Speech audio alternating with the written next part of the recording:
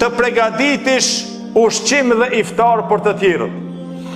Se mas shumë ti që na te i kalojnë në kish problem, janë gratë e tona, motrat e tona, nënat e tona.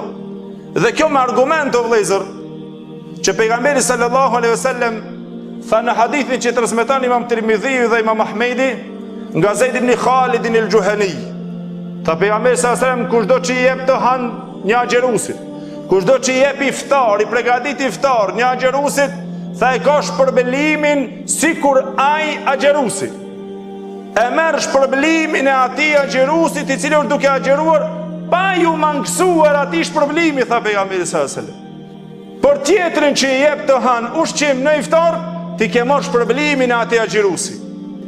Dhe një ashtu të pregaditish iftar dhe ushqim, ti japish një fukaras, të futish gëzim të zemra e njërit i cili nuk ka ushqim. E kjo është shpërblimi më i madh që kush dëshiron që të arrin shpërblim të agjerusit në Ramazan, le të jep ushqim të han dikuja. Le të mundohet, alhamdulillah, kemi xhamiat, kemi sallone, kemi shtëpia, kemi vende, të gjitha alhamdulillah Allah ne ka dhuruar, përse mos jemi nga ata të cilët dhe këto mirësi nuk dëshirojmë që të i shfrytëzojmë? Pse mos jemi nga ata të cilët i shfrytëzojmë këto të mira, i thirr 5 vet, i thirr 10 vet?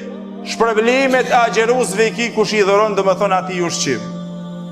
E kjo padyshim se lavdrata normal më e madhe që në përditshmëritë e Ramazanit e arrin nënat tona dhe motrat tona edhe gratë tona.